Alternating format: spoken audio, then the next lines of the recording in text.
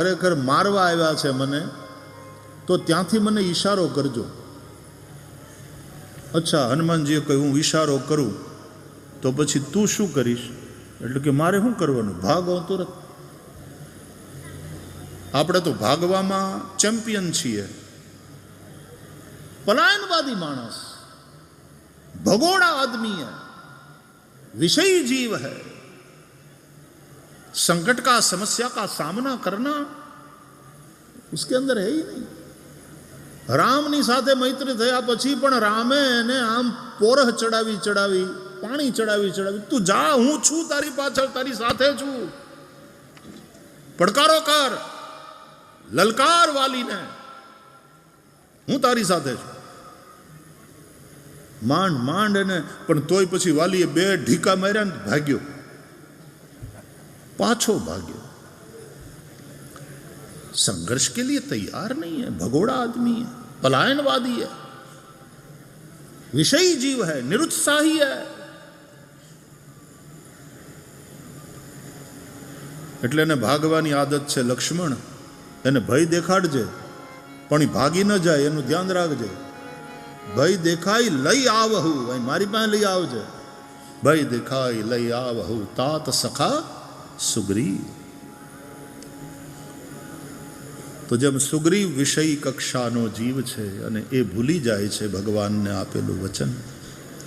સત્યનારાયણની કથામાં સાધુ વાણીઓ પોતાનું કામ થઈ ગયું પછી ભૂલી જાય છે, સત્યને ભૂલી જાય છે. સત્યનું વ્રત કરવાની વાત છે, સત્યના માર્ગે ચાલવાની વાત છે, પણ સાધુ વાણીઓ ભૂલી જાય. અને પછી તો જમાઈને લઈને વિદેશ કમાવા ગયો, ખૂબ પૈસા કમાણો.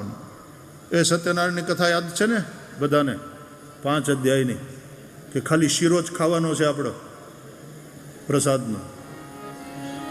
માત્ર 5 અધ્યાયની સત્યનારાયણની કથા છે, પણ અદ્ભુત છે. બાપુ, હું તો સત્યનારાયણની કથા 3-3 કલાક કરતો. 5 અધ્યાય 3 કલાકમાં કથા કરું, ત્યારથી આદત છે. મેં સત્યનારાયણની કથા શરૂઆતમાં બહુ કરી. એ વખતે જજમાન બોલાવવા આવતા ને કે અમારે સત્યનારાયણની કથા કરાવવી, તમે શું લેશો? એટલે હું કહેતો 5 કલાક. તમે શું લેશો? 5 કલાક.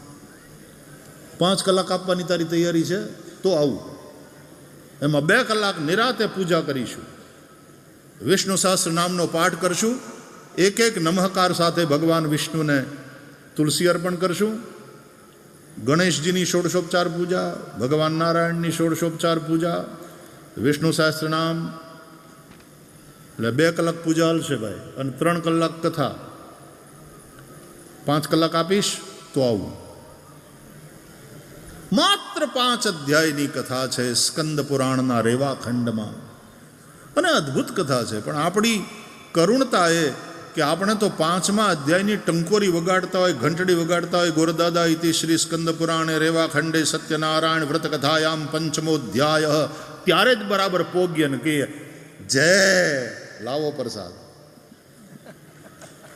એ પ્રસાદ નથી, એ ઘીનો કિસમિસ વાળો શીરો છે.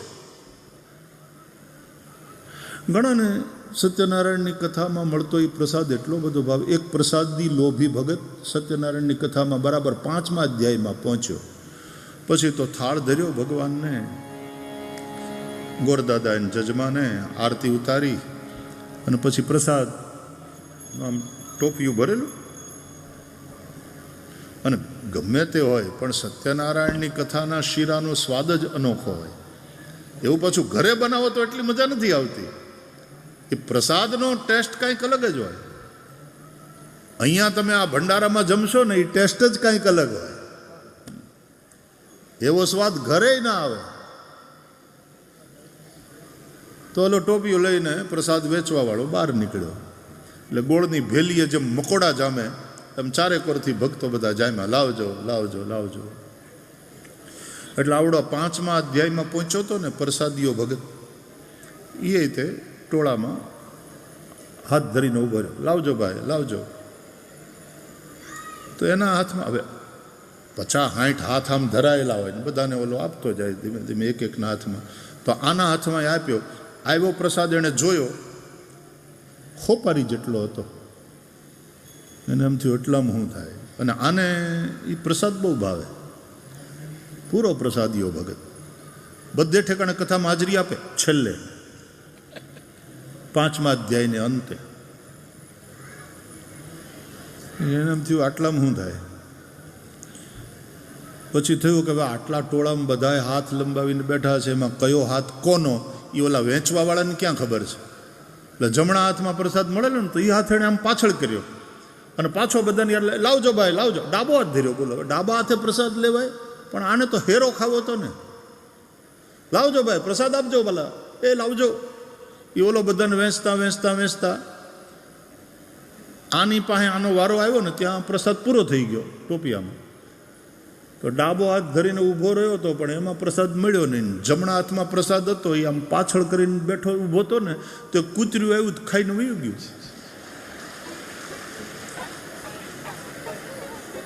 ઘીનો શીરો ખાઈને જીભ ચાટતું ચાટતું કૂતર્યું થેન્ક યુ કહીને વયું ગયું કે અમારા જેવા જીવને બીજું કોણ આપે ભાઈ, ભગવાન તારું ભલું કરે.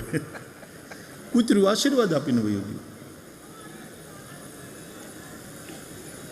સત્યનારાયણની 5 અધ્યાયની કથા અદ્ભુત છે. આપ સૌએ અનેક વાર સાંભળી છે, યાદ હશે.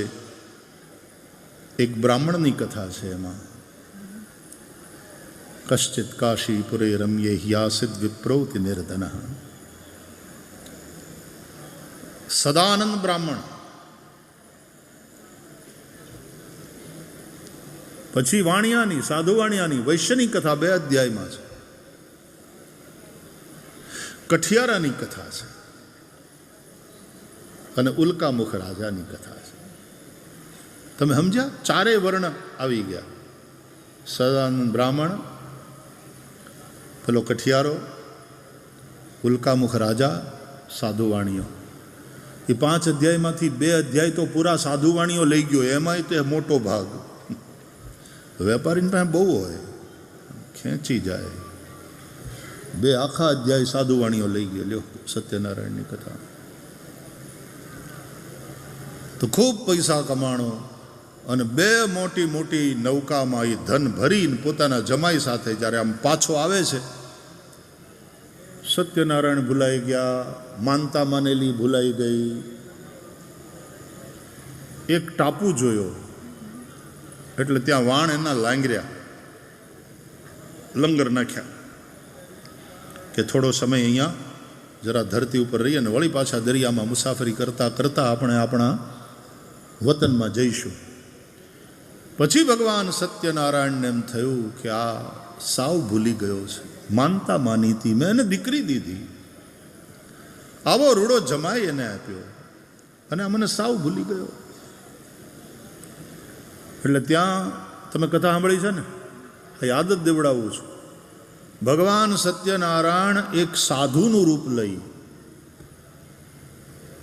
અને એ ટાપુ ઉપર એક ઝાડની નીચે, આમ જાણે આશ્રમ જેવું હતું, અને ઝાડની નીચે ભગવાન સત્યનારાયણ સાધુનું રૂપ લઈને બેઠા. જમાઈની સાથે પેલો સાધુ વાણીઓ સાધુ પુરુષનો આશ્રમ જોઈને ત્યાં જાય છે, વંદન કરે છે. એટલે આશ્રમના બાપુ બોલ્યા, આવો આવો બાપા આવો, બેહો.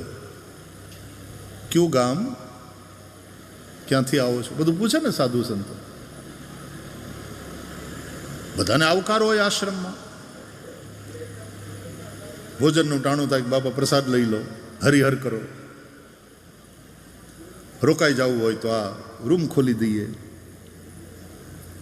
બધાને આશરો મળે ત્યાં.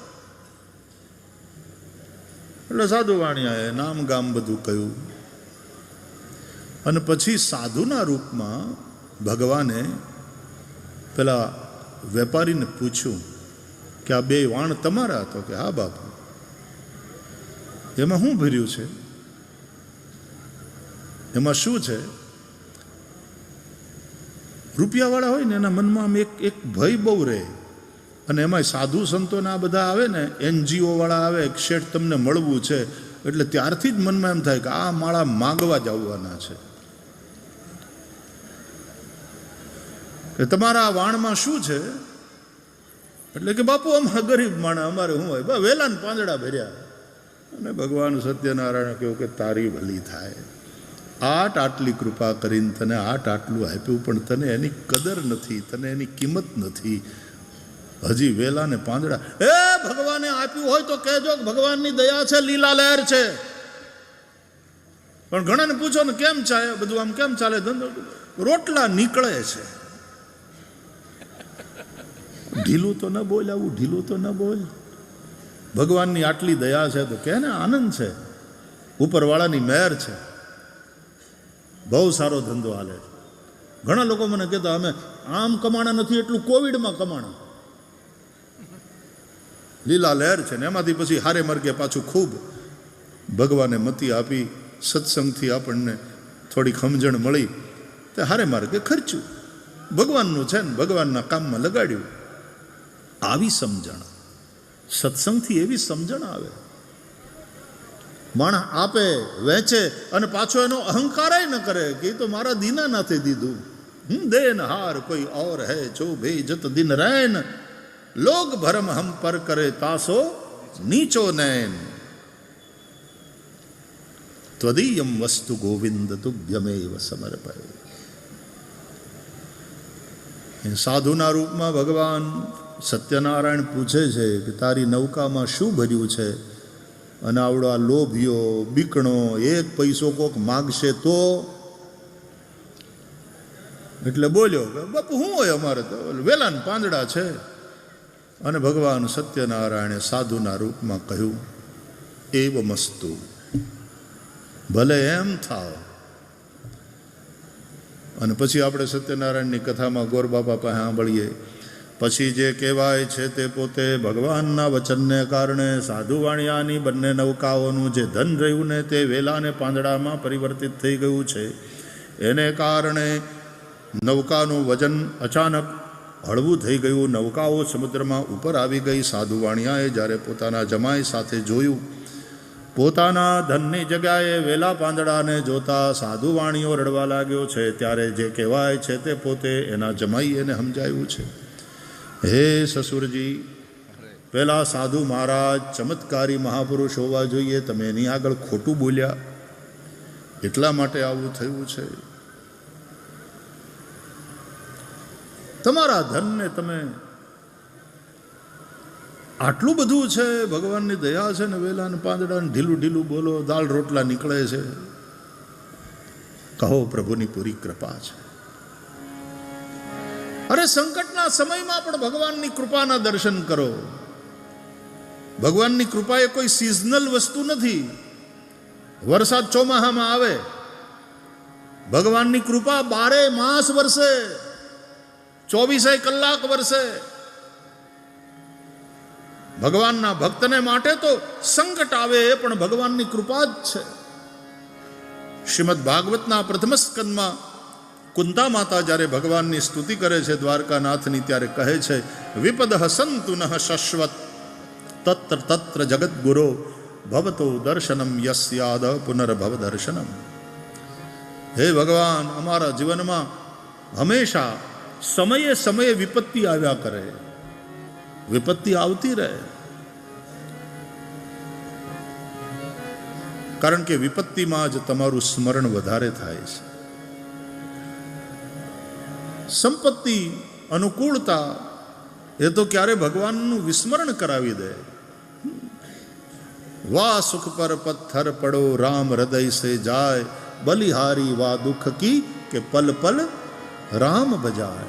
सुख में सुमिरन ना करे दुख में करे सब कोई, जो सुख में सुमिरन करे तो दुख कहाँ से हो. સંસારમાં સમય સમય પર વિપત્તિ આવતી રહે તો માણસ જરાક ડાઉન ટુ અર્થ રહે છે, થોડો સાવધાન રહે છે, ભગવાનનું સ્મરણ થાય છે, ભગવાનના શરણે જાય છે. કુંતા માતાએ તો માગ્યું વિપદ સંતુ નઃ શશ્વત તત્ર તત્ર જગદગુરુ. હે શ્રી કૃષ્ણ, હે દ્વારકાધીશ, હંમેશા અમારા જીવનમાં સમયે સમયે વિપત્તિ આવ્યા કરે, અમને સાવધાન કર્યા કરે, અમે જાગૃત રહીએ. આપણા શાસ્ત્રકારો કહે છે ભગવાનનું વિસ્મરણ એ જ વિપત્તિ છે. વિપદ વિસ્મરણમ વિષ્ણો સંપન્ન નારાયણ સ્મૃતિ. ભગવાનનું વિસ્મરણ એ જ વિપત્તિ, નારાયણનું સ્મરણ એ જ સંપત્તિ છે. હનુમાનજીને પૂછ્યું કે કોઈ આમ રસ્તામાં તકલીફ તો નથી પડી ને, કોઈ વિપત્તિ તો નથી આવી? હનુમાનજીએ કહ્યું सुख भी मूर्छित कर देता है, सुख का सातत्य मूर्छित कर देता है, इसलिए समय समय पर आने वाली विपत्ति हमें जागृत रखती है. જેમ દિવસ દરમિયાન જાગવું જરૂરી છે અને સૂવું પણ જરૂરી છે, એમ સુખનું સાતત્ય મૂર્છિત કરી દે છે. વિપત્તિ તમને જાગતા રાખે છે, ડાઉન ટુ અર્થ રાખે છે, વિનમ્ર બનાવી રાખે છે. એટલે સુખ દુઃખ એ બંને આવતા જ રહે જીવનમાં, કોઈ એક વસ્તુનું સાતત્ય નહીં. પછી તો સાધુ વાણીઓ માફી માગે છે ભગવાનની પાસે, કહે છે કે હું ભૂલી ગયો માનતા માનીને, મેં જે વચન આપ્યું હતું એ હું ભૂલી ગયો, હું કરીશ, હું બોલ્યો છું એ કરીશ. અને પછી પાછું વેલા પાંદડાની જગ્યાએ ધન થઈ ગયું. પરમાર્થમાં જેનો રૂપિયો ન ખર્ચાય નહીં, ભલે કરોડોપતિ હોય, પણ એ વેલા પાંદડા જ છે એની તિજોરીમાં. અરે વેલા પાંદડા હોય તો કમસે કમ બકરાનું પેટ તો ભરાય, આ તો કોઈને કામ ન લાગે. કૃપણતા, કૃપણતા, કંજૂસાય.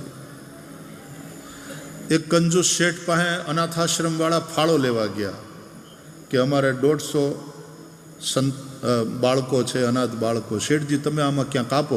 તો શેઠે પોતાને 2 છોકરા આપી દીધા, બોલ, ફાળામાં, કે લ્યો આ લઈ જાઓ, તમારી 152. તો છતે બાપે છોકરા અનાથાશ્રમમાં ગયા. આવા કંજૂસો ફાળો લખાવે તો એ શું આપે? કૃપણતા. અને કૃપણતાના મૂળમાં પણ ક્યાંક ભય છે. માણસ પૈસો પકડી રાખે ને એના મૂળમાં ભય છે. લોભ કરે છે એના મૂળમાં ભય છે. ઇવન ક્રોધ કરે એના મૂળમાં ભય છે. માનસ શાસ્ત્ર કહે છે માણસ એટલા માટે ગુસ્સો કરે છે કે માણસ ભયભીત છે. सांप इसलिए फुतकारता है कि सांप डर जाता है, लेकिन सांप के फुतकारने से फिर लोग डरते हैं. याद रखना, डरा हुआ डराता है, जो निर्भय है वो साधु सबको निर्भय करता है, अभयत्व का दान देता है. અને એટલા માટે સુખદેવજીએ રાજા પરીક્ષિતને કહ્યું કે રાજા, દેવતાઓ તારા માટે અમૃત લાવ્યા, એ તારે પીવું છે કે મારી પાસે તારા માટે કથામૃત છે એનું પાન કરવું છે? કે બેયમાં ફરક શું? તો ફરક એ કે દેવતાઓ જે અમૃત લાવ્યા એ તને અમર કરી દેશે, ક્યારેય તારું મોત નહીં થાય. અને કે આ તમારું કથામૃત, તો કે એ તને અભય કરી દેશે, મૃત્યુ એનો ભય નહીં રહે, કોઈ વસ્તુનો ભય નહીં રહે તને, અભયત્વ એનું દાન કરશે. રાજા યાદ રાખ, અમરત્વ કરતા અભયત્વ શ્રેષ્ઠ છે. કારણ કે ભય એ તો મૃત્યુનું બીજું નામ છે. દેવતાઓ અમૃત પીને અમર થયા. દેવતાઓને અમર પણ કહે છે, કહું અમર આયે કેહી હેતુ. અમર. પણ દેવતાઓ અભય નથી થયા. દેવતાઓના જીવનમાં ભય છે. ભયને કારણે દેવતાઓ ભાગતા રહે છે. બલિથી ભયભીત છે, રાવણથી ભયભીત છે, ભયભીત છે દેવો. જ્યારે સાધુ પુરુષ અભયત્વને પામે છે, જ્ઞાની મહાપુરુષ છે એ અભયત્વને પામે છે. આનંદમ બ્રહ્મણો વિદ્વાન ન બિભેતિ કુતશ્ચન.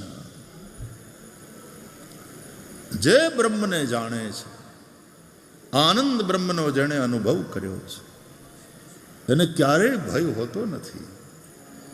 અને ભય નથી એટલે એના જીવનમાં શાંતિ છે.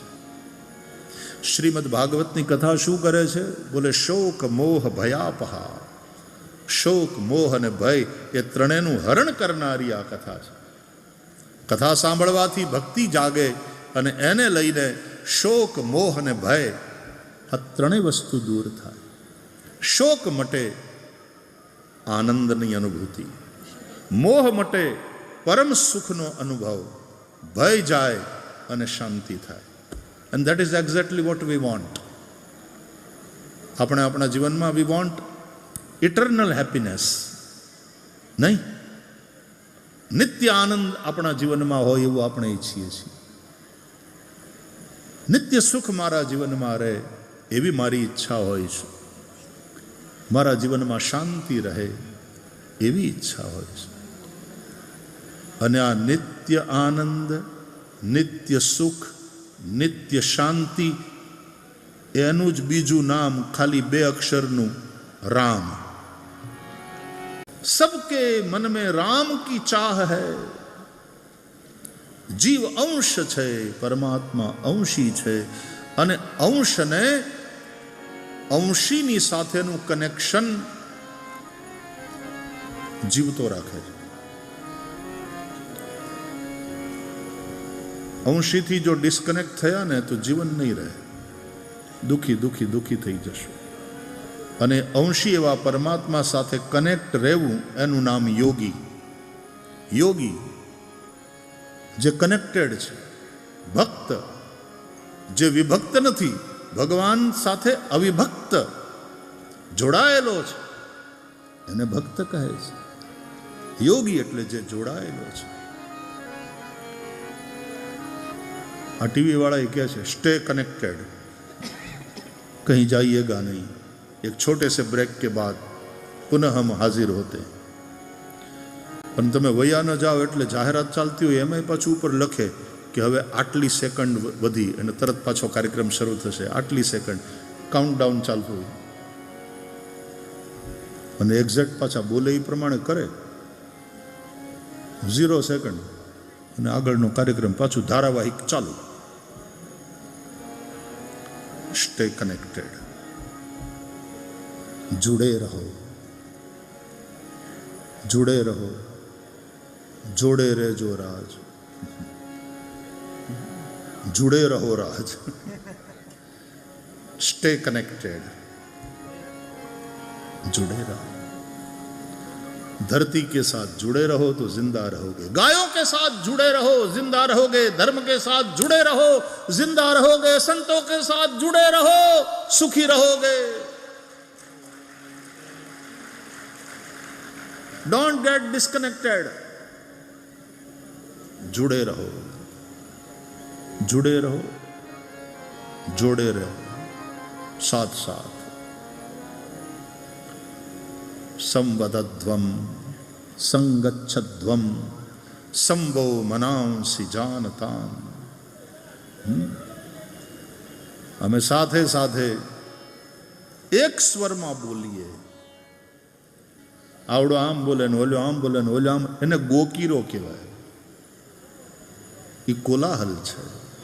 એ ગોકીરો હાવ હાવ કાઠિયાવાડી ભાષામાં એને ગોકીરો કહે છે. પણ બધા સંવેદ સ્વરમાં એક સરખું બોલે, હા, અને એનાથી જે એક ઉર્જા ઊભી થાય. ઓલો ગોકીરો છે, આ ગીત છે. આ ગીત છે, સંગીત છે, એમાં સંવાદિતા છે. સમવેત સ્વરોમાં બોલાય. બોલો ભારત માતા કી જય, ભારત માતા કી જય. વંદે વંદે વંદે. બોલો બધા એક સાથે માતરમ જ બોલ્યા તો એક ઉર્જા ઊભી થઈ. આમ કંઈક બોલે ને ઓલો બીજું બોલે ને ઓલો બીજું બોલે ને ઓલો બીજું બોલે ને પાછા એક હારે બોલે. આ ટીવીની ન્યૂઝ ચેનલમાં ક્યારેક ડિબેટ થાય, નકર્યો ગોકીરો, બધાય બોલે, કોઈ કોઈને સાંભળે નહીં. એટલે આપણે આમ ચેનલ બદલાવી નાખવી પડે. હા, જેને ઝઘડામાં જ રસ હોય, ઝઘડા જોવામાં, એનું એ જામ્યું જામ્યું જામ્યું, ભારે મજા આવી. ઘણાને ઝઘડામાં જ રસ હોય, ઘણાને અમે તો નાનપણમાં જ્યારે સિનેમા જોવા જતા ને ત્યારે મેં એક વસ્તુ નોટ કરેલી કે ગીત આવે ને ક્યાં કંઈક સારું ગીત આવે સિનેમાની અંદર તો ઘણા લોકો ઊભા થઈને વયા જાય બાથરૂમમાં ત્યાં બધેને, પણ ફાઇટિંગ સીન હોય એકદમ ચોંટ્યા રહે ખુરશીમાં, ત્યારે છોડીને જાય નહીં. અને આમ આમ આમ આડાવડા થતા લડતો હોય ઓલો સ્ક્રીન ઉપર, એ ઢીસું આવડા આડોવડો થતો હોય, એને મજા આવી જાય. અને ઝઘડામાં જ રસ હોય, બોલો. કાં પોતે કરે ને ક્યાં કોક કરતા હોય ને ઊભો રહે, જામ્યું.